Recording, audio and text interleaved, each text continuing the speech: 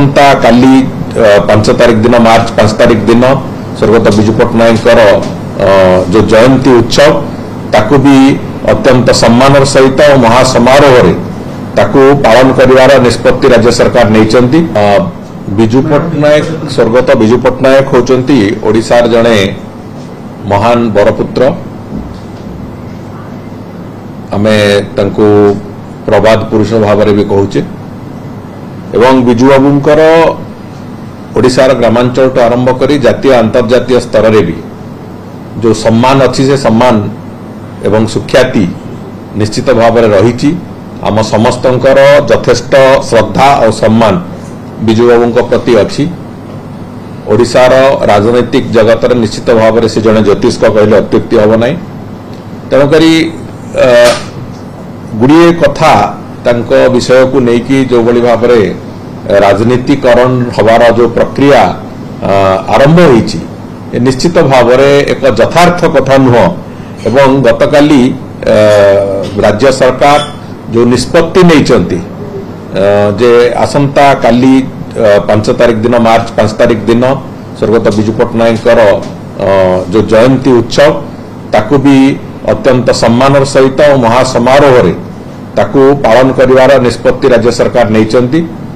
भुवनेश्वर रे विधानसभा रे विजु बाबू प्रतिमूर्ति पाखे श्रद्धांजलि ज्ञापन ठू आरंभ करिकी जयदेव भवन रे से दिन गत आसंता काली संध्या रे जो राज्य स्तरीय श्रद्धांजलि सभार उत्सव ठू आरंभ करी कटक जवाहरलाल नेहरू इंडोर स्टेडियम रे विजु बाबूंकर श्रद्धांजलि सभा एवं सेठी तांकर स्मृतिचारण जो कार्यक्रम ताकू सरकारी स्तर रे ताकू भी आयोजन कराई।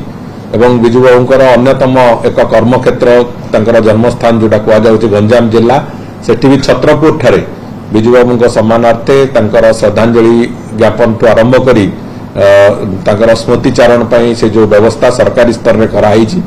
तेणुकरी जड़े ओडिशार जड़े प्रमुख व्यक्तित्व ओडिशा राजनैतिक जगतर जड़े प्रमुख व्यक्तित्व एवं प्रबाद पुरुष विजु पट्टनायक को जहाँ जहाँ सम्मान जो बड़ी भाव में दबा कथा राज्य सरकार से कौन प्रकार कार्पण्य करूना। एवं विशेष करी जो कथा राजनैतिक दृष्टिकोण कहीं कौन राजनैतिक दल समालोचना करने को आज आसिक गणमाध्यम को कहते जे विजु बाबू प्रति भारतीय जनता पार्टी सरकार माननीय मुख्यमंत्री श्री मोहन माझी सरकार तांकर सम्मान नहीं बोली से अत्यंत अबांतर एवं भूल कथा। जो माने विजु बाबू ना रे दल तैयारी करथिले से माने अतीत रे विभिन्न जगह विजु बाबू ना को असम्मानित करिसंती। किंतु आमे पूज्य पूजार विश्वास करू। आमे पूज्य पूजा दृष्टिकोण स्वर्गत विजु पट्टनायक जो सम्मान दबा कथा निश्चित भाव से सम्मान दबारे कौन प्रकार ये सरकार कार्पण्य करिवे नहीं। एवं ओडिशार समस्त महापुरुष जो मानकर ओडिशार विकास ओडिशा गठन दृष्टि जो मानकर यथेष्ट अवदान अच्छी से समस्त को यथेष्ट सम्मान दबार जो प्रक्रिया पूज्य पूजार जो प्रक्रिया मोहन माझी सरकार आरंभ कर निश्चित भाव में आमे से दिगरे जहाँ आमर कर्तव्य से कर्तव्य आमे केवल पछेबू नहीं। कौन सी जगह कौन सी महापुरुषंकर सम्मान रे कौन क्षुण्णता आसीबो नहीं ए विषय एक स्पष्टता अच्छी।